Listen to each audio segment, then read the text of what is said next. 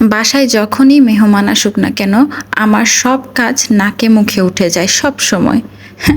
কি একটা অবস্থা। আসসালামু আলাইকুম এভরিওয়ান, সবাইকে স্বাগত জানাচ্ছি আমার আরও একটি ডেইলি ভ্লগে। সবাই কেমন আছেন? আলহামদুলিল্লাহ আমি অনেক ভালো আছি, আশা করছি আপনারাও ভালো আছেন। আমার আজকের ভ্লগটা শুরু করছি সকাল থেকেই। আজ বাসায় প্রচুর মেহমান আসবে, যার জন্য খুব সকালে উঠেই সকালের নাস্তাটা রেডি করে নিচ্ছি।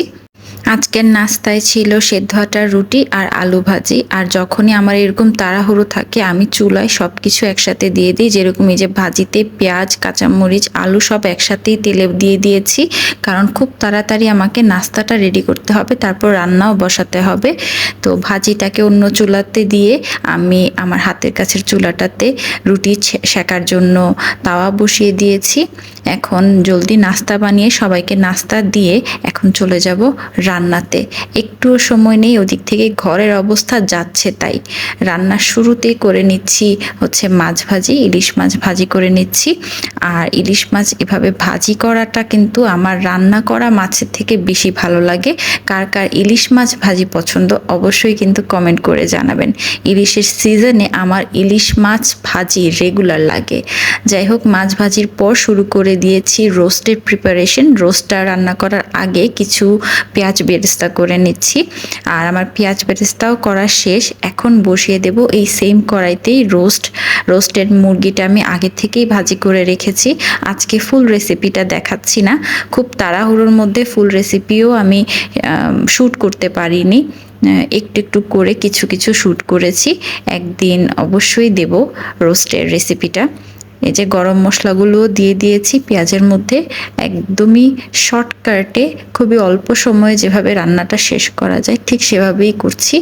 আর আমার কেন জানি না বিরিয়ানির মশলা এবং রোস্টের মশলাগুলো ইউজ না করলে আমার যেন মনে হয় আমি রোস্ট খাইনি বা বিরিয়ানি খাইনি। যাই হোক, কলিজা ভুনা করেছিলাম আর হচ্ছে এখানে পোলাও, আর এখানে পাশের চুলায় ঝাল মুরগির মাংসটাও বসিয়ে দিয়েছি। আমার শ্বশুর সহ আরও কয়েকজন আছেন যারা রোস্ট খান না, তাদের জন্য।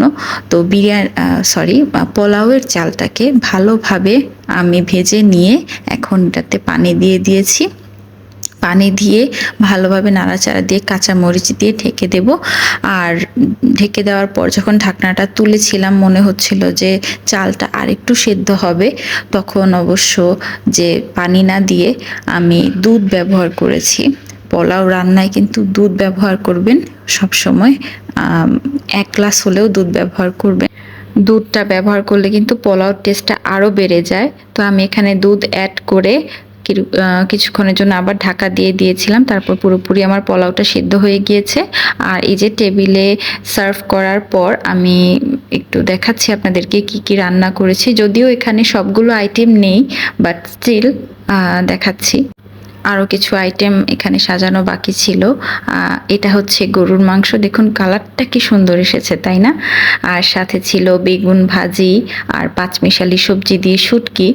নর্মালি মানুষজন পাঁচমিশালি সবজি খায়, আর আমি পাঁচমিশালি সবজি দিয়ে শুটকি দিয়ে খাই। আমার কিন্তু এটা বেশ ভালো লাগে। আপনাদের যদি রেসিপি লাগে তাহলে অবশ্যই জানাবেন। আর এখানে ছিল পোলাও, সাদা ভাত, রোস্ট এবং ছিল হচ্ছে সালাদ। তো আজকের আমার ব্লগটা কেমন লাগলো সবাই জানাবেন।